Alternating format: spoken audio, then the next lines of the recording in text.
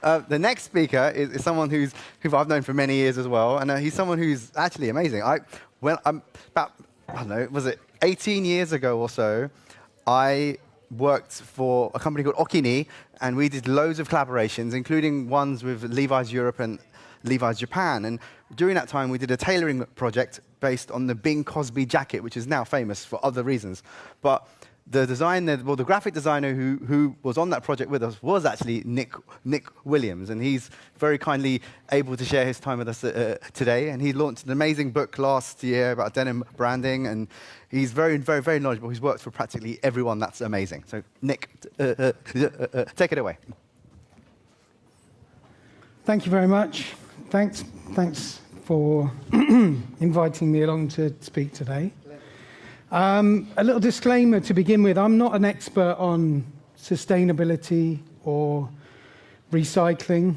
I'm a graphic designer, and I've worked in the fashion industry for over 20 years, about 30 years, but I don't really want to say that, but that sort of time. And last year, I worked on a book with my wife. I published a book on branding for denim. I worked for a lot of companies in the industry, and I kind of became obsessed with like branding and trims for denim. And trims really relates to, that's like a term that we use in the fashion industry relating to like buttons, rivets, and paper labels, hang tags, woven labels, everything that kind of like brands a pair of jeans. And we published a book. We worked on a book for about 2.5, 3 years. Andrew was involved in sponsoring the book and the Kingpins show. And put together this book. It's, maybe it's a subject that a lot of people might not think is, something that's really interesting, but denim and jeanswear in particular, the branding has so many stories in the background of it, and so many brands put their kind of heart and soul into their branding and put a lot of thought into like what their branding, their buttons and their rivets are going to look like, because they really like start to like build a story around that brand. So I reached out to some of the brands that we worked with, about 30 brands to make the book. And I reached out to some of the brands to ask them what they were doing around sustainability and recycling, and they came back with some information for me. So I'm going to talk a little bit about the book, and I've clicked the wrong button. So this way. So this is a picture from a book called "This Is a Pair of Levi's," and this is a picture of a depiction of what San Francisco looked like in the mid 1800s, like 1850, something like that. Around the time that Levi Strauss moved to San Francisco. Have you ever seen a film called Gangs of New York? That was kind of a similar time. So you can kind of imagine how, if you've seen that movie, you can imagine what a crazy place San Francisco must have been back then, with like gangs, roaming the streets, and it really was kind of like the Wild West. And Levi Strauss and his brothers had already set up a company originally in New York, and Levi Strauss was the younger brother. It was the original company was called the J. Strauss Company, and he was sent to San Francisco because at that time, this was when there was a gold rush happening in San Francisco. There had been gold that had been found in some mines nearby, or found in a river, and then they'd opened up some mines. And people were really flooding to San Francisco because of the gold rush.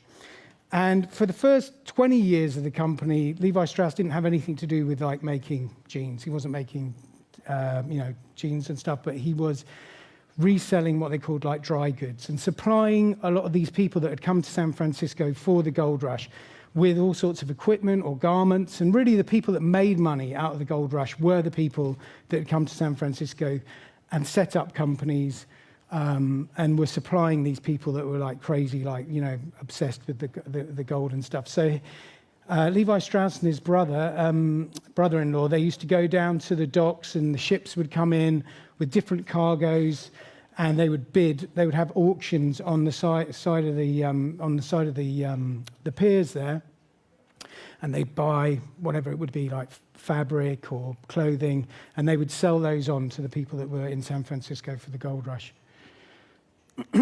This is the reason why Levi Strauss got involved in making jeans. He was supplying people with denim, and he was supplying a tailor called Jacob Davis, who was living in, he was a tailor who was in Nevada. And he was making jeans, and he had had complaints from one of his customers that the jeans were falling apart, especially at like the stress points, at the pockets. You know, these jeans were being used by manual workers, you know, people in the gold mines, but also farm workers, and they had complaints about the jeans falling apart. So he was the guy that came up with the idea of adding the little rivets to the corners of the jeans to help them like from falling apart, and his jeans became popular with all his consumers.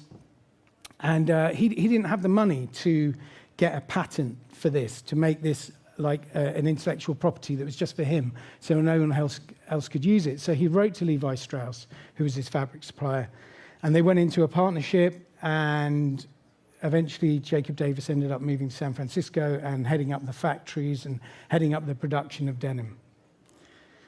I first went to San Francisco on a family holiday in the early 1980s, and we do all the kind of typical family stuff, visiting Alcatraz and you know, Fisherman's Wharf.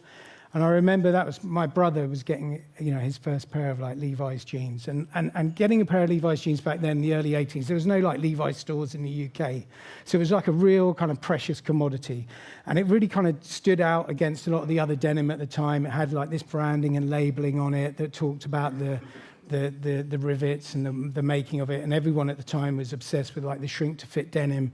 There was an advert, there was a Levi's commercial on TV where the guy was sitting in a bath, you know, put his jeans on and he sat in the bath to shrink them down. So like bringing these home from the States on a family holiday, that was kind of like a, you know, a real gem. I went to art school in a small seaside town called Worthing. This is actually some of my friends from art school. We spent so much time at the beach, we actually ended up on a postcard. That I studied textile design.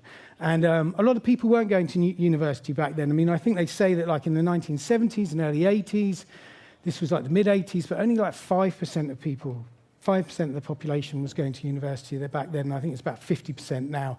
But, you know, in place of a lot of universities, when you were studying art and design, you go to like an what they called an art college. So this was like a small art and design college, and I studied textile design, which isn't the studying of actually making fabrics. I was studying like print design, creating prints to go on fabric, so like pattern design. And after I left college, I ended up going to work for Levi's. I was working in Europe because Levi's used to have a European division, so everything in the European stores back in from like 99 up till about probably 2010, what you saw in the stores in Europe was designed out of Europe. Wrangler and Lee still work in that way, but Levi's has kind of like centralized everything back to San Francisco. And this is like the head office in San Francisco. This building, this is Levi's Plaza, and it was built in the 1980s. And it is pretty much located on where the original Levi's building would have been. That got destroyed in an earthquake in around 1906, but this is where Levi's is based now and where all the design is done. And this is where the Levi's archive is, where we used to travel. We were working, as part of my job, we were working on the vintage collection.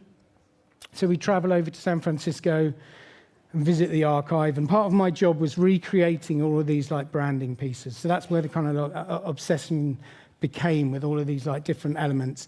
So each, you know, these have changed over the years, like multiple times. The leather patch, or like this is like called the guarantee ticket, and like the buttons, and all the time they're being redesigned and reworked and stuff. So like at different eras that jeans were made, they'll have like different elements on them. And part of our collection was we would make reproductions as close as we could to jeans. So we'd pick a jean from the 40s or the 50s or the 30s, and we'd try and make a dead stock, sometimes reproduction, or sometimes we use finishing to like wear it down and make it look vintage, and try and get them as close as possible to what they were. But all of these artworks had been lost. You know, there was no kind of like no one had kept any of this stuff, so we'd have to work from vintage garments and recreate the artworks and recreate all the trims.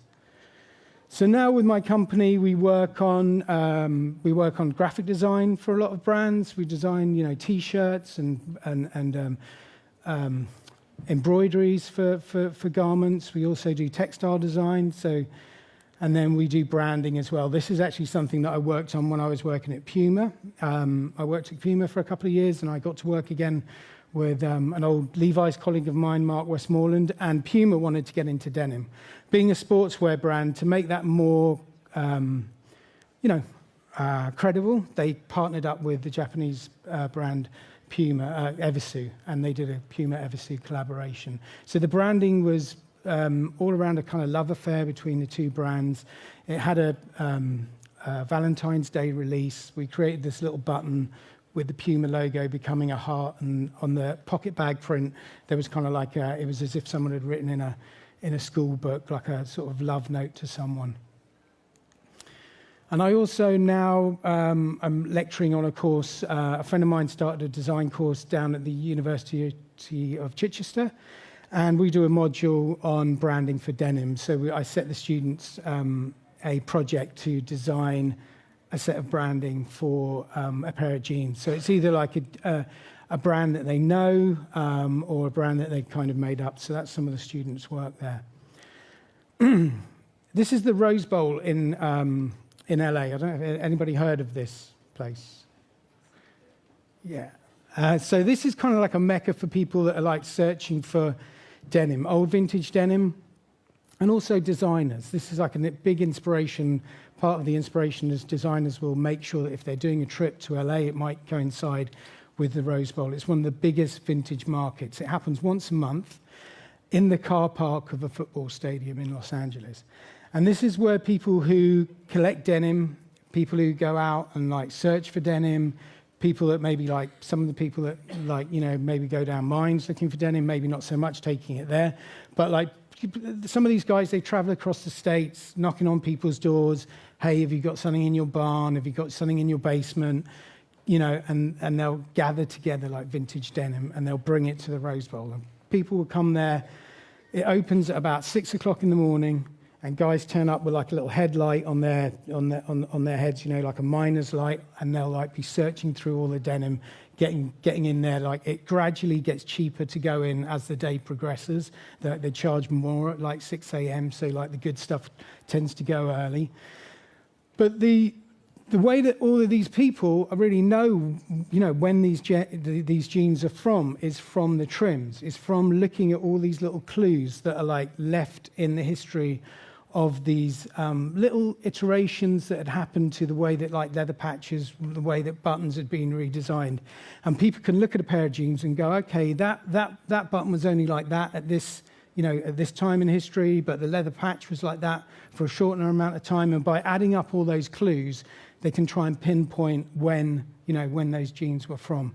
And all of these kind of this is something that I sort of came to learn about, working at Levi's. And all of this stuff was really kind of like real word of mouth, like, secret stuff, that like people didn't really like write that much about. There's a few magazines in Japan that came out where they started to like document this stuff, but like we could never read them because I couldn't read Japanese.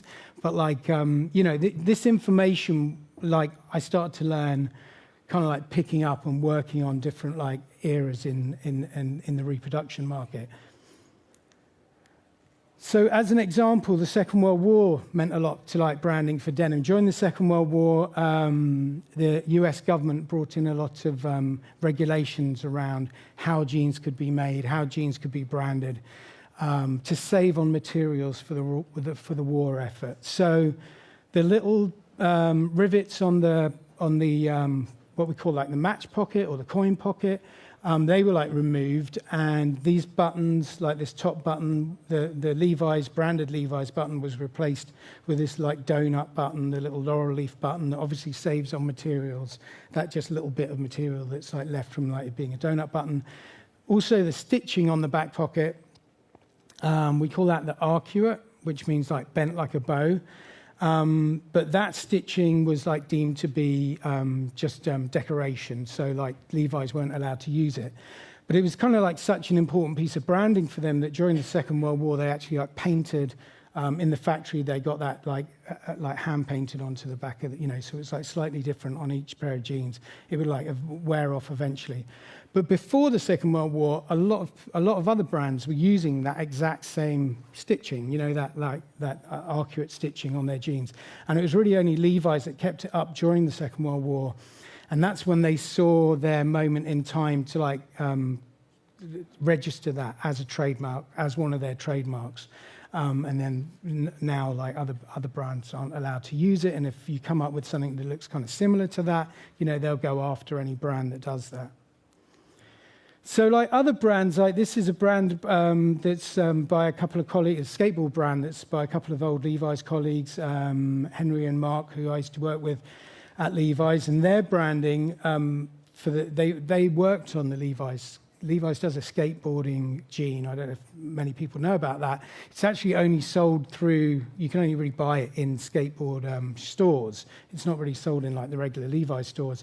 But they'd worked on that, and they've started their own company in 1991, and their branding really takes all its inspiration from skateboarding. So their button is based on the little ball bearing, what we call like a bearing that's on the inside of the skateboarding wheel, and like the truck base, those trucks that hold the wheels onto the skateboard deck, has that truck base underneath it. So it just has those 4 dots, or those holes that where you screw the trucks onto the skateboard. So they've used that as their inspiration. So as you can see, people really think about their branding, and they really want to relate that to their story, their jeans and their denim story.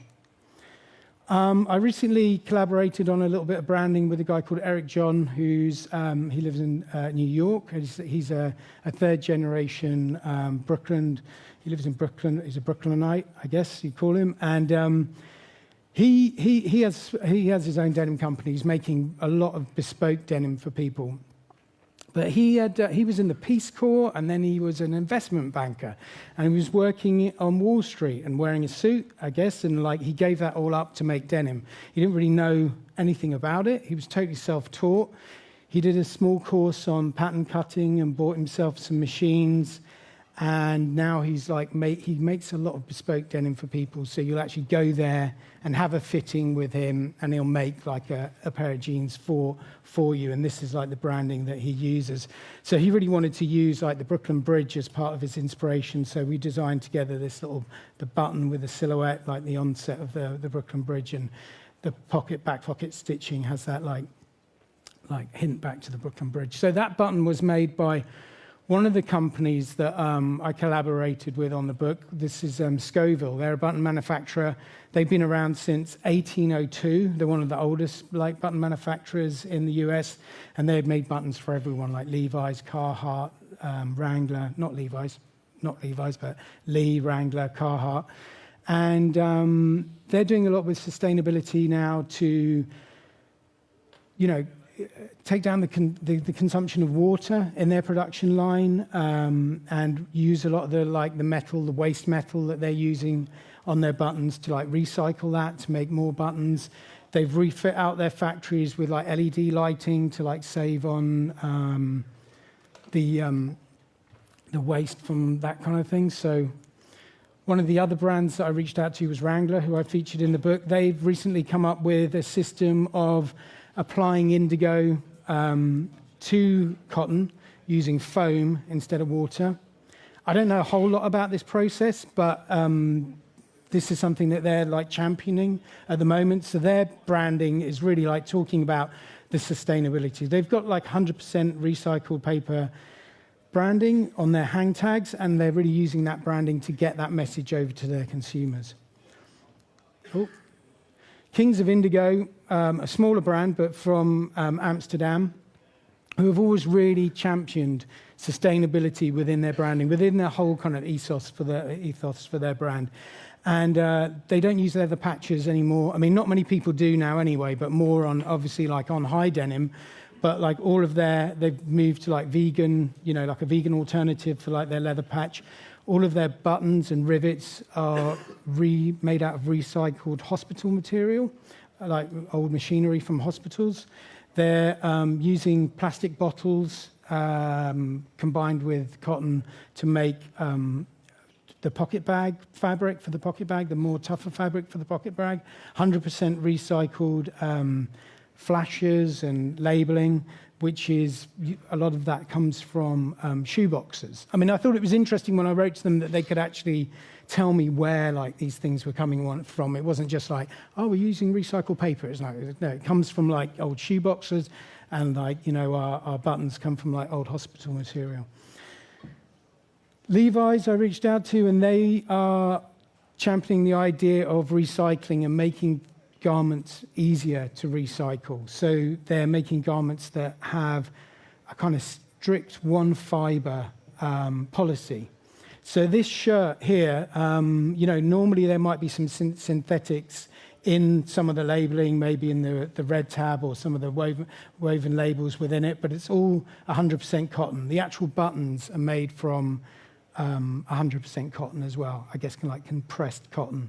You can make like buttons out of that. And the denim is a mix of like denim and hemp. And once the buttons have been removed from this trucker jacket, that can be like recycled as well as complete. You like take out the lining. And this brand is a collaboration with a surfer brand that has Outer Known, that has a long history of sustainability. So that's the end of the presentation. So the funny thing is, obviously, Nick touched on something, but it's like I also date garments by trims, but I also date garments by if it's got a belt loop, or if it's a certain, because there's certain things, even you can date a garment from the buttonhole, you know. So it's amazing.